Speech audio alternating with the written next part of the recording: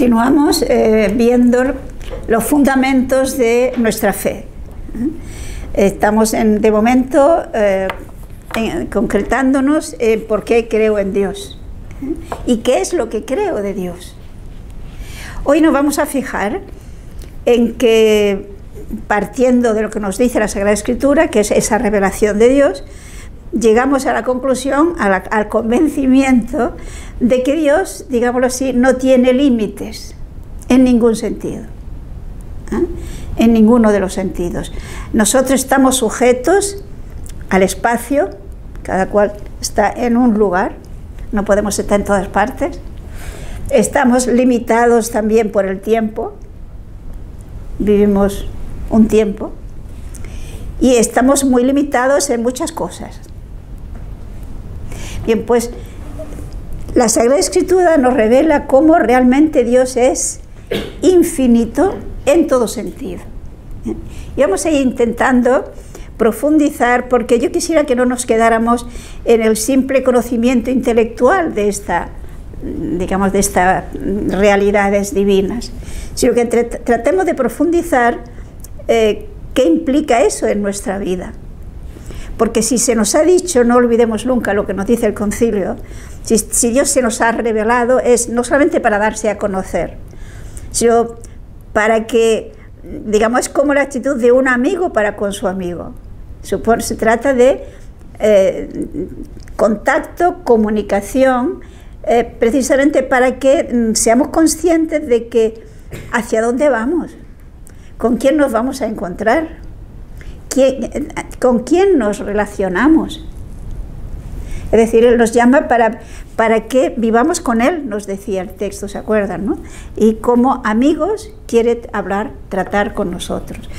Con lo cual quiere decir que Dios se nos revela, diríamoslo así, con cariño, con una actitud de apertura hacia nosotros, como el que comunica su intimidad. Nosotros tenemos que acogerlo así y a la vez responderlo de la misma manera. Eso es lo razonable, ¿no? Bien, pues vamos a empezar a ir viendo textos en los que se nos habla de esa infinita grandeza de Dios. Y vamos a coger muchos textos, vamos a acudir a muchos textos de los Salmos. Ya saben que los Salmos están en la mitad del libro. Muy bueno. Vamos al Salmo 145. Ya saben, tiene doble numeración, 145, 144. Y leamos los versículos del 3 al 9. Gimel es grande Yahvé y digno de toda alabanza, su grandeza es inescrutable. Dalet, una generación pondera a otra tus gestas y anuncia tu poder. Hablan de la magnificencia de la gloria de tu majestad y predican tus maravillas. Bau, cuentan el poder de tus prodigios y narran tus grandezas. Zain, hacen memoria de tus inmensas bondades y exultan por tu justicia. Tet, clemente y misericordioso es Yahvé, tardo a la ira y de gran piedad. Tet, es benigno Yahvé para con todos y su misericordia sobre todas las obras. Vale, o sea, fijémonos que aquí el salmista alaba una serie de perfecciones en Dios. Y en primer lugar, ¿qué se nos dice? Es grande, su grandeza es inescrutable, no la podemos llegar a abarcar. Y por esto, una generación a otra, porque Dios perdura, pues va anunciando esa grandeza de Dios. No solamente grandeza en cuanto a, digámoslo así, física, ya por decirlo de alguna manera, Dios no tiene físico, sino también en cuanto a su misericordia, en cuanto a su inteligencia, en cuanto a su poder, es en cuanto a esta actitud de piedad y de misericordia, de benignidad, no tiene límite. Pero saquemos las consecuencias. Si Dios no tiene ningún tipo de límite, su grandeza, su inteligencia, su bondad, quiere decir que no tiene fin. Por lo tanto, la bondad de Dios yo no la puedo limitar con mi pecado. No sé si captan a lo que voy. Es más grande. va mucho más allá. Otros aspectos de esta infinita grandeza de Dios. En el Salmo 147, o sea, tenemos prácticamente en la misma página, los versículos 4 al 5. Él cuenta el número de las estrellas y a cada una la llama por su nombre.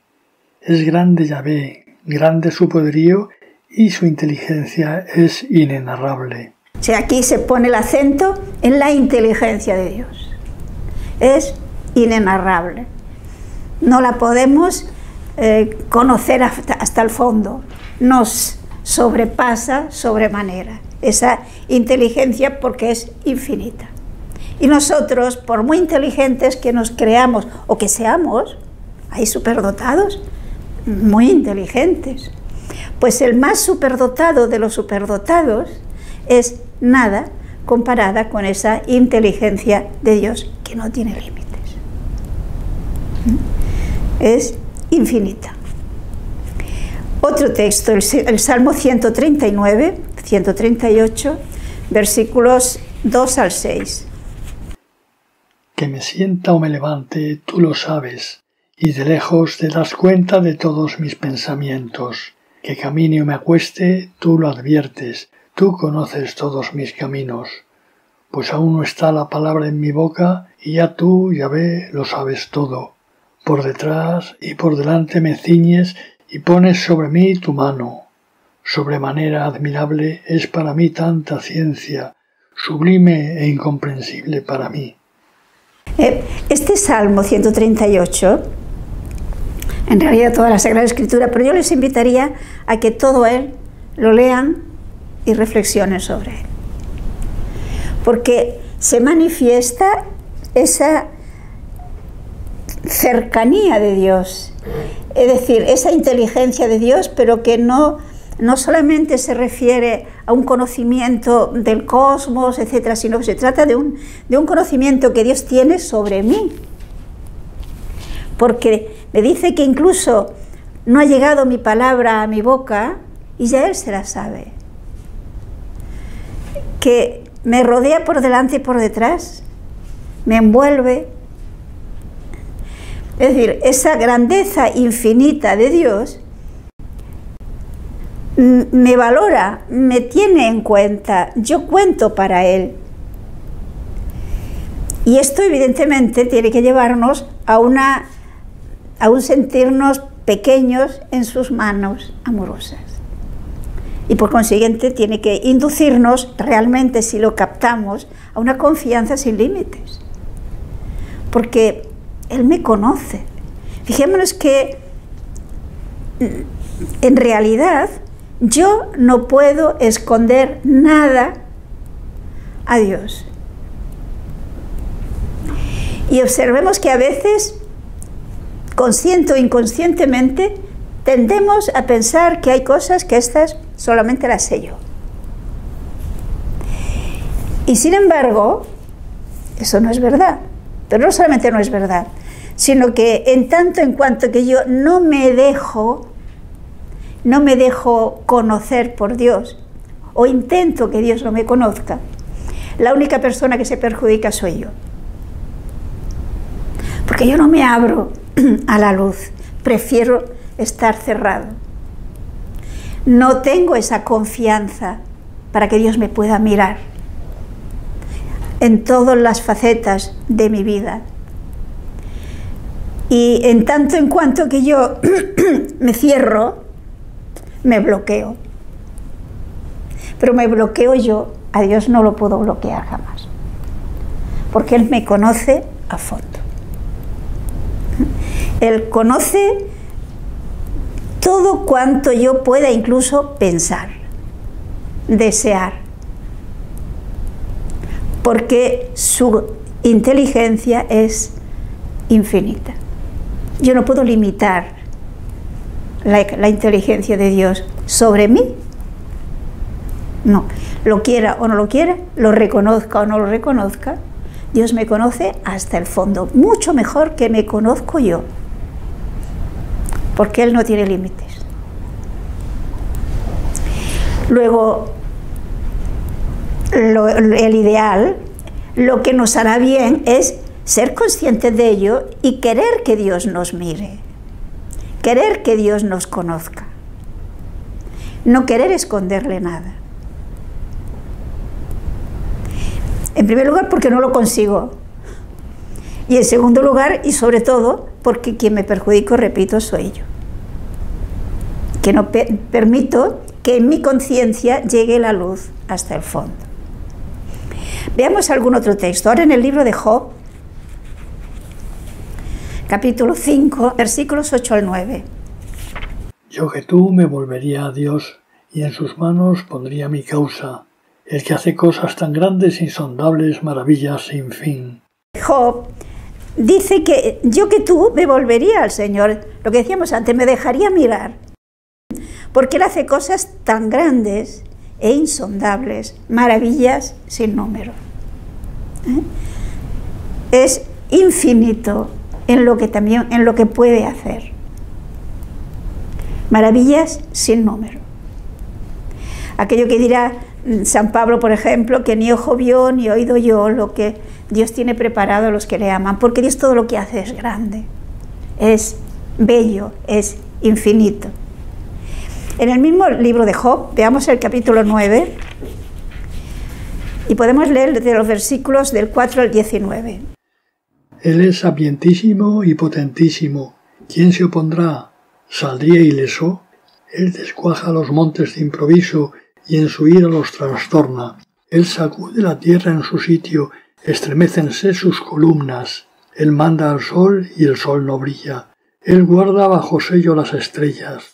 Él solo tiende los cielos y camina sobre las crestas del mar. Él creó la Osa, el Orión y las Pléyades, y las cámaras, el cielo austral. Él obra cosas grandes e incomprensibles, maravillas sin cuento. Pasa ante mí y yo no le veo. Se aleja de mí y yo no lo advierto. Si coge una presa, ¿quién se la arrebatará? ¿Quién podrá decirle qué es lo que haces? La cólera de Dios no hay quien la detenga. Bajo él se encorvan los más soberbios. ¿Cuánto menos podría yo responderle y rebuscar razones contra él? Aun teniendo razón, no podría responderle y habría de implorar misericordia para mi causa. Aunque le hablara yo y él me respondiese, no osaría creer que había oído mi voz. Él es quien cual torbellino me acomete y multiplica sin motivo mis heridas, que ni respirar me deja y me harta de amarguras. Si quisiera recurrir a la fuerza, el fuerte es él. Si al juicio, ¿quién podrá emplazarle? También aquí, como vemos, se habla de esas infinitas posibilidades que tiene Dios y que el hombre, digamos, es impotente ante Dios. El texto que yo buscaba es uno en el que dice que Dios es sabio de corazón y obra cosas grandes e insondables. Es decir, es la grandeza inmensa, infinita de Dios. Pero saquemos una conclusión. Si Dios es infinito en todo sentido, en su poder, en su sabiduría, etc., ¿no les parece lógico que para nosotros haya cosas que no las entendemos? No sé si lo ven lógico. Desde el momento que Dios es infinito y yo, por muy inteligente que sea, soy limitada, lo infinito no cabe en lo limitado. Y por lo tanto, necesariamente, para mí, tiene que haber misterios. Y si, digamos, soy razonable y reconozco esta realidad, que Dios es infinito y yo soy limitada, la actitud razonable y lógica será creer lo que Dios dice, aunque no lo entienda. El misterio del mal entra hasta luego. Pues también, porque es un misterio en el sentido de que yo no lo puedo entender. Pero sin embargo sé que todo lo que hace Dios es infinito, es bueno, es perfecto, y que Dios es amor. ¿Vale? ¿Cómo se pone de acuerdo ambas cosas? pues nos supera. Estamos ante un misterio. Pero esto quiere decir que, bueno, eso es imposible, no puede ser, por lo tanto, dejo de creer. En el fondo, tomar esa actitud es creerme tan inteligente como Dios. O sea, todas las cosas son para bien, aunque las veamos. Exacto, o sea, hay afirmaciones de la Sagrada Escritura que son claras. Una que estamos viendo, que Dios es la perfección también en cuanto a la bondad, porque es amor, lo veremos en su momento. Y que para Dios no hay nada imposible, es omnipotente. Pero el mal existe. Pero no proviene de Dios el mal. Evidentemente. Eso evidentemente no. Dios, se dice en la carta de Santiago, Dios no tienta a nadie, Dios no necesita el mal, Dios no hace el mal. Porque fijémonos que en esa infinitud de Dios, en esa capacidad ilimitada de Dios, hay sin embargo algo que Dios no puede hacer. Pecado, el mal. Es decir, fijémonos que Dios está limitado por su perfección infinita. No sé si me explico. Dios, al ser infinitamente perfecto, infinitamente santo, no puede hacer el mal, no puede tentar al mal. ¿Por qué? Pues porque es perfecto en santidad, es perfecto en bondad. Por lo tanto, el mal no puede hacerlo. Como tampoco puede hacer lo absurdo. Pero lo puede permitir. Eso es otra cosa. Pero si Dios lo permite, San Agustín decía que cuando Dios, la idea es esta, quizá no lo diga con sus palabras, ¿no? Que Dios, dice San Agustín, no permitiría el mal si no fuera lo suficientemente inteligente que supiera, bueno que quisiera y omnipotente que pudiera hacer de ese mal un bien mayor. Sacar de ese mal un bien mayor. O sea, el mal siempre se saca un bien mayor. Desde el punto de vista de Dios, sí. Ahora, muchas veces quizás no lo vemos. Pensemos, por ejemplo, en el caso de la vida de Jesús. Dios permitió pues que se sintiera, que lo rechazaran, que se burlaran, que lo maltrataran, que lo martirizaran y que lo crucificaran en la cruz. Eso es un mal. Pero de ese mal que cometieron, en cuanto que Jesús se ofreció voluntariamente y lo aceptó con amor, nos ha salvado a todo el mundo. Por tanto, Dios no había permitido aquel mal, si no habría salido de aquello un bien mayor, que eso sí que lo vemos en este caso. En este caso está muy claro, pero por ejemplo, ahora pienso en catástrofes naturales y esto se dice, sí, ¿por qué no? Sí. Es lo que repito, hay misterios, hay cosas que no entendemos. Pero que es razonable que no lo entendamos, no sé si me lo ven claro. Desde el momento que Dios es infinito y yo soy limitada, yo no puedo entender todo lo de Dios. Tendría que ser infinita como Dios, tendría que tener una inteligencia infinita como Dios. Hay un texto de Isaías, fijémonos en el capítulo 55, los versículos 8 y 9. Porque no son mis pensamientos vuestros pensamientos, ni mis caminos son vuestros caminos, dice Yahvé. Cuanto son los cielos más altos que la tierra, tanto están mis caminos por encima de los vuestros, y por encima de los vuestros mis pensamientos. Nuestros caminos, nuestros proyectos quedan muy abajo, los de Dios están mucho más arriba y no pueden encontrarse. Por lo tanto, lo razonable que es que yo crea a Dios.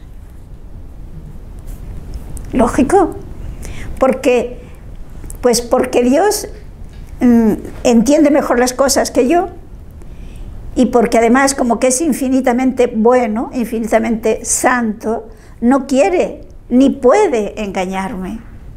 Tendría que dejar de ser infinitamente perfecto.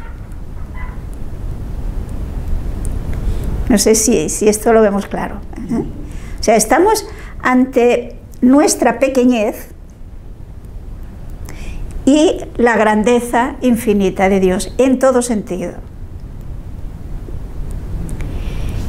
Y esta realidad, fijémonos que para irlas interiorizando, necesitamos reflexionar en ello, necesitamos orar, necesitamos contemplarlo ante Dios, para que la vayamos asumiendo. Porque inconscientemente queremos controlarlo todo, queremos entenderlo todo. Y cuando se trata de las cosas de Dios, pues hay que reconocer humildemente que yo no puedo entender plenamente a Dios. Y que lo que tengo que hacer es darle gracias porque me ha comunicado cosas que yo no habría podido comprender nunca. Es decir, fijémonos que a través de la revelación y mi respuesta de fe, yo puedo conocer cantidad de cosas que si Él no me las hubiera dicho, yo no las podría nunca conocer. Pero se necesita la fe. Los que no tienen fe, pues que estas cosas... Pues que la pidan. A ver, evidentemente sin la fe yo no puedo aceptar cosas que no entiendo. Pero por esto es muy importante el tema que estamos hablando hoy. Si yo asumo que Él es infinito y yo soy limitada, y lo acepto, y por lo tanto doy gracias a Dios de que Él me haya comunicado cosas que yo de ninguna otra manera las habría podido saber, pues esto me hará aceptarlas con gratitud y con amor. Porque pensemos, por ejemplo, si Dios nos revela el misterio de la Trinidad, el misterio de la Santísima Trinidad, nunca jamás nosotros habríamos podido llegar a conocer esa realidad de Dios. ¿Que no las entiendo? No. Entonces lo razonable es que quiera entenderlo. Pues mira, entiende hasta donde puedas, pero lo razonable es que le des gracias y lo aceptes, porque si Él me lo ha revelado, es porque me está diciendo que Dios es amor, vive, es una comunión de amor absoluta y perfecta, y estoy llamada a participar de esa comunión de amor. Por eso me lo ha revelado, no para que me rompa la cabeza queriéndolo entender, sino para que me alegre y me goce de que yo un día voy a participar de esa felicidad, de esa comunidad de amor, esa comunión de amor que se da en la Trinidad, y que ya ahora me tengo que preparar con mi vida de caridad, mi vida de amor entre los demás. Para eso me lo ha revelado. Observemos que las verdades de nuestra fe son muy coherentes, todas ellas. Porque Jesucristo me ha dicho, en eso conocerán que sois mis discípulos, en que os amáis los unos a los otros. Porque es señal de que yo ya estoy comenzando a vivir coherentemente mi llamada a participar de esa comunión con Dios amor. Pero yo esto lo puedo conocer, me puedo alegrar, lo puedo vivir con ilusión, porque acepto que yo no entiendo, pero Dios lo ha dicho y me fío.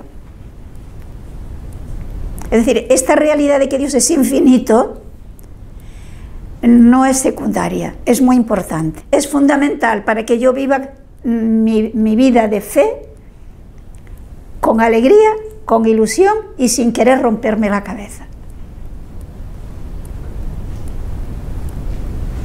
Yo me fío. ¿Acaso los niños pequeños no se fían de lo que le dicen sus padres y no lo entienden? ¿Y por qué se fían de lo que le dicen sus padres? Pues porque tienen confianza en sus padres, saben que sus padres les quieren. Y para ellos lo que les dicen sus padres, eso es fundamental, es muy importante. Dios, nuestro Padre, tendría que ser para nosotros todavía mucho más importante.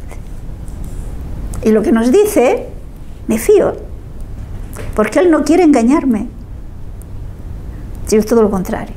Es más, no puede engañarme. por su perfección infinita. No sé si hasta aquí lo vamos viendo claro. Pero fijémonos en un detalle. Se acordarán, que creo que no hará falta leerlo, que en el libro del Génesis se nos dijo, cuando Dios se nos habla de la creación, en el capítulo 1, que cuando se trató de hacer al ser humano, los hizo a imagen y semejanza suya.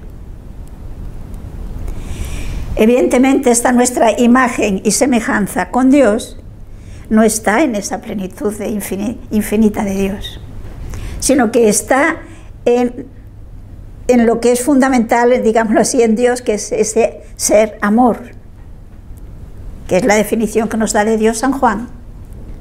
Lo cual quiere decir que estamos llamados, como había dicho antes, a amar. Pero ¿se han dado cuenta que nuestra inquietud interior de felicidad, de amor, es infinita? Es decir, yo no sé si hay alguien, creo que no, que diga: yo el amor que experimento me sacia plenamente, absolutamente, y ya no necesito más. Puede ser que en un momento dado quizás se haga esa ilusión, pero a la larga ve que no. Cualquier amor humano, cualquier cosa que parece que en principio me iba a dar mucha felicidad, nos encontramos que al cabo de muy poco tiempo vemos que no. Nuestra hambre de felicidad no tiene límite. ¿Y por qué? Pues porque, hechos a imagen de Dios, estamos llamados a vivir esa plenitud de Dios, que es infinita. Por lo tanto, fijémonos qué bien se entiende aquella frase de San Agustín, después de su experiencia, cuando dice: Señor, nos has hecho para ti, y nuestro corazón está inquieto hasta que no descansa en ti. Porque estamos hechos para esa felicidad infinita. Por lo tanto, todos estos ídolos que en nuestra sociedad nos prometen la felicidad, la libertad, la plenitud, son mentiras. Estamos hechos para lo infinito, para el amor infinito, para Dios. Y nada ni nadie puede saciar plenamente esa hambre de felicidad que todos tenemos. Es que no es uno u otro, es que somos todos los que tenemos esa hambre de felicidad que aquí no encontramos que sacie plenamente, absolutamente. Todo esto es consecuencia de esto que estamos viendo, que Dios es infinito y nos ha hecho a imagen y semejanza suya. Pero por lo mismo observemos que si desde este punto de vista recordamos el texto de San Mateo al final del Sermón de la Montaña, podemos leerlo en el capítulo 7 de San Mateo, los versículos 24 al 27. Aquel pues que escucha mis palabras y las pone por obra, será como el varón prudente que edifica su casa sobre roca. Cayó la lluvia, vinieron los torrentes, soplaron los vientos y dieron sobre la casa, pero no cayó, porque estaba fundada sobre roca. Pero el que me escuche estas palabras y no las pone por obra, serán semejante al necio que edificó su casa sobre arena. Cayó la lluvia, vinieron los torrentes, soplaron los vientos y dieron sobre la casa, y cayó con gran fracaso. O sea, ¿entendemos la parábola? Sí. Precisamente por cuanto estamos hechos para Dios, Jesucristo nos dice que quien escucha la palabra de Dios, es decir, quien acepta el hecho de que Dios es el fundamento de nuestra vida y construye su vida, organiza su vida de acuerdo con lo que Dios nos está orientando, nos está diciendo, somos sensatos, edificamos nuestra casa, que es nuestra vida, sobre roca, y nada ni nadie la podrá caer, nada ni nadie nos podrá producir, hacer que fracasemos en nuestra vida. Pero por el contrario, quien organiza su vida como si Dios no existiera, sin tener en cuenta a Dios, a la larga será un fracaso. como el que construye su casa sobre arena. Más pronto o más tarde, esa vida será un fracaso, porque estamos hechos para Dios. Es decir, fijémonos que se trata de algo muy importante. Es muy importante que tengamos en cuenta quiénes somos y hacia dónde vamos. ¿Y qué significa Dios en nuestra vida? No es un adorno. No es una cosa que está bien pensar en ello, mira, cuando estoy aburrido quizás, cuando no sé otra cosa que hacer, porque es bonito de vez en cuando pensar en esto. No, es que es fundamental en nuestra vida. Es lo esencial de nuestra vida. Porque estamos hechos para Él. Pero veamos otro aspecto de Dios. En el Salmo 90, leamos los versículos 1 y 2. Oración de Moisés, varón de Dios Yahvé, tú has sido refugio para nosotros de generación en generación. Antes de que los montes fuesen y fuesen paridos la tierra y el orbe, eres tú desde la eternidad hasta la eternidad. Es decir, aquí ¿qué atributo de Dios se nos habla? La eternidad de Dios. Es decir, de generación en generación, desde el principio y para siempre, tú has existido. Es decir, Dios no está limitado por el tiempo. Leíamos aquel texto de que para Dios 1000 años son como el día de ayer que ya pasó. Porque Dios, repito, tiene ese límite del tiempo, porque no tiene ningún límite. Luego, ¿qué nos está diciendo? Que si Dios está fuera del tiempo, si Dios ha existido siempre, todo cuanto existe, digámoslo así, temporalmente, lo ha creado Dios. Porque todo lo demás fuera de Dios ha tenido origen. Y esto científicamente está probado. Luego, si todo cuanto existe ha tenido origen y Dios no ha tenido origen, existe desde siempre y para siempre, evidentemente es el que ha hecho cuanto existe. Creo que esto está claro, ¿no? Leamos otro texto, en el Salmo también 102, versículos 26 al 28. Desde el principio fundaste tú la tierra, y obra de tus manos es el cielo. Pero estos perecerán y tú permanecerás, mientras todo envejece como un vestido. Los mudas como se mudan a veste, pero tú siempre el mismo y tus días no tienen fin. El texto, como lo ven, es muy claro. Todo lo cuanto existe fuera de Dios dice, como un vestido que se gasta y que hay que cambiarlo. Es como una hierba que se seca, es decir, es temporal, pasa. Aunque nos parezca muy importante, todo lo que no es Dios pasa. En cambio, Dios permanece siempre el mismo. Es eterno. Y por eso, de generación en generación, puede socorrer aquello que dirá la Virgen en Magnífica. Su misericordia se extiende de generación en generación. ¿Por qué? Porque siempre existe y puede ayudarnos. Quizás es interesante la definición que hace Boecio, que es un filósofo cristiano, ¿no?, del siglo VI, más o menos, en el que define la eternidad de Dios como la posesión total, perfecta y simultánea de una vida interminable. Es decir, la vida de Dios es una posesión total, perfecta y simultánea de una vida interminable. Es decir, en Dios no hay sucesión de momentos. En Dios, por lo tanto, no hay mañana y ayer. Tiene toda la vida, digamos, de un golpe. No sé cómo explicarlo, ¿no? Presente, como un presente continuo. Exactamente. Dios siempre vive en hoy. Por eso cuando se nos habla, ¿se acuerda aquel salmo cuando lo dice, refiriéndose al Hijo? Tú eres mi Hijo, yo te he engendrado hoy. hoy, en ese hoy eterno de Dios, que está fuera del tiempo. Nosotros estamos sujetos a la sucesión de momentos, Dios no. Pero fijémonos en un detalle. El Hijo de Dios, o sea, Dios es Padre, Hijo y Espíritu Santo, ¿no? El Hijo de Dios es eterno, igual que el Padre, igual que el Espíritu Santo. Pero se hace hombre.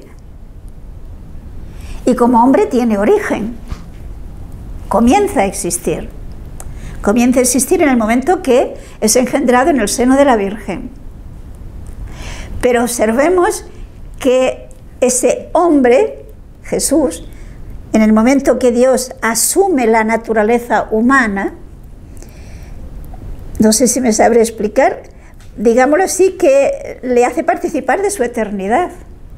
Es decir, Jesús ha muerto, ha resucitado y vive para siempre. Su vida no tendrá límite, no tendrá fin. Ha tenido origen, pero no tiene fin. Como la nuestra. Eso iba a decir, lo mismo es la nuestra. Es decir, Jesús, al asumir la naturaleza humana, nos ha dado a nosotros ese poder existir para siempre. Tal como somos, con cuerpo y con alma. Porque Dios nos ha creado con cuerpo y alma. Y Jesús ha asumido una naturaleza humana con cuerpo y alma. Y en la otra vida no habrá tiempo. Claro. Será un siempre presente. Bueno, los teólogos le llaman el Evo. Es una cosa un poco extraña, ¿no? Es decir, pero evidentemente no existirá el tiempo, porque para que haya tiempo tiene que haber cambios. Nosotros no somos capaces de entender esta realidad, porque nosotros conocemos partiendo de las experiencias que tenemos, y en esto no tenemos experiencia. Por lo tanto, yo quiero decir con esto que todo este conocimiento de Dios, de su inmensidad, de su eternidad, de su infinito amor en todo sentido, tiene que llenarnos de ilusión, pero al mismo tiempo ser conscientes que perder a Dios es perder la plenitud, y por lo tanto lo contrario de la plenitud es el caos. Esto sí, pero Dios no quiere el caos.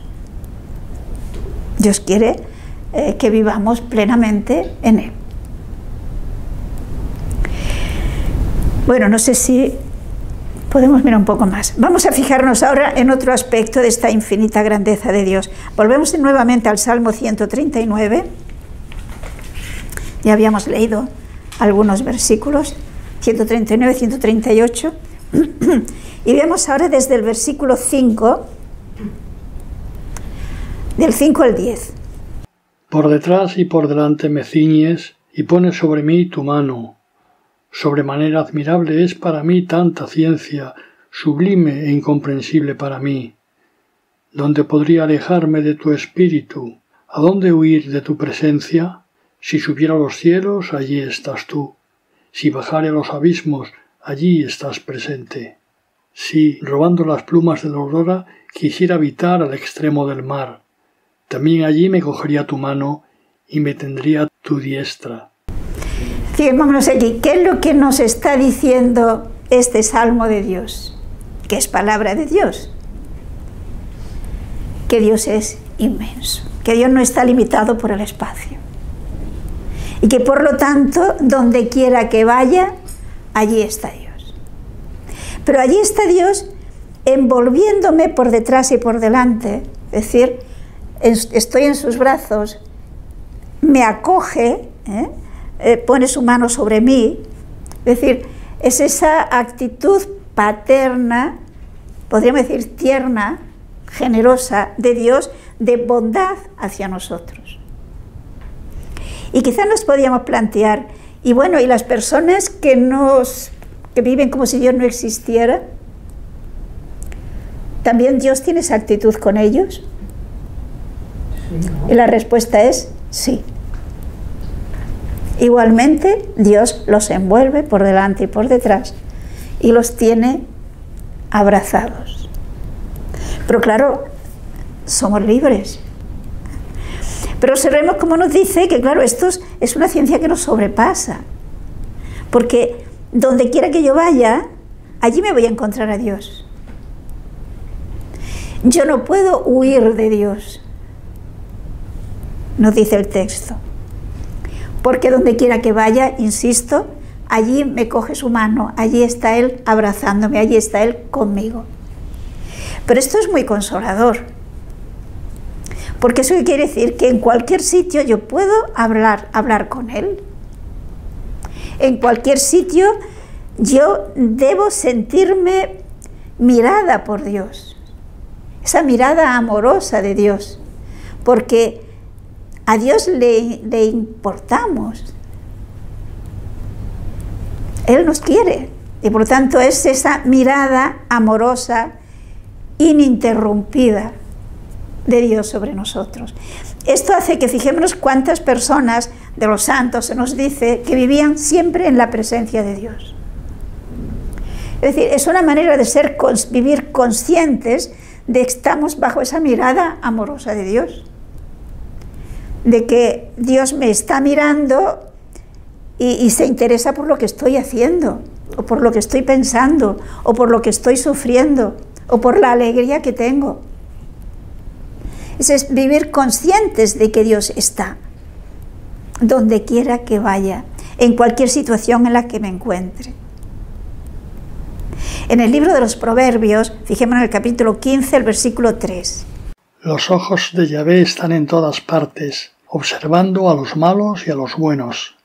O sea, en todas partes. Dios nos está mirando.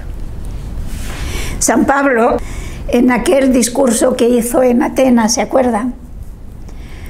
Dice algo que realmente si lo profundizamos, es como un resumen de todo esto que estamos diciendo. Es en el libro de los Hechos, capítulo 17, versículos 24 al 28.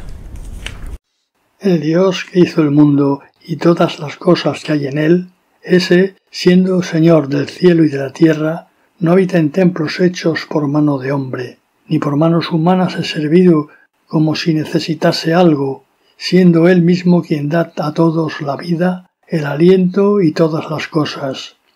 Él hizo de uno todo el linaje humano para probar toda la haz de la tierra. Él fijó las estaciones y los confines de los pueblos, para que busquen a Dios y siquiera a tientas le hallen, que no está lejos de nosotros, porque en Él vivimos y nos movemos y existimos, como algunos de vuestros poetas han dicho, porque somos linaje suyo. Si fijémonos en esta afirmación de San Pablo, que a Dios lo podemos encontrar, aunque sea a tientas, porque Él está, porque dice que en Él vivimos, nos movemos y existimos. Es muy gráfica la imagen. Es decir, es algo así como si cogemos una esponja y la metemos en el mar. ¿Dónde está el mar con respecto a la esponja? Pues el mar le rodea y le penetra. Bueno, pues nosotros así estamos como una esponja en el mar, como una esponja en Dios. En Él estamos, en Él nos movemos, en Él existimos. Porque Él no solamente nos rodea, sino que nos penetra. Como los santos nos dicen que a Dios hay que buscarlo dentro. San Agustín decía, te buscaba afuera y estabas dentro. Estamos sumergidos en Dios. Pues seamos conscientes y vivamos confiados en estas manos amorosas de Dios que tanto nos aman. Y que cuando incluso le ofendemos, Él no se va. Él se queda. Y basta con que lo mire, con que le pida perdón, para que Él me acoja. Eso lo vemos como que el Señor no lo explica en la parábola del hijo pródigo. El padre corre al encuentro cuando el hijo vuelve, antes de que el hijo llegue hasta él. Es así como estamos en Dios, en ese Dios que no tiene límites, que es inmenso, que es infinito. Pienso que la respuesta, la conclusión de todo esto sería pues que vivamos más alegres, más confiados, ¿no? y con más optimismo nuestra vida, que a veces somos muy pesimistas, con más alegría. Que se note, dice San Pablo. Estad alegres, que se note. Por lo tanto, meditemos en ello y seamos coherentes, ¿os parece?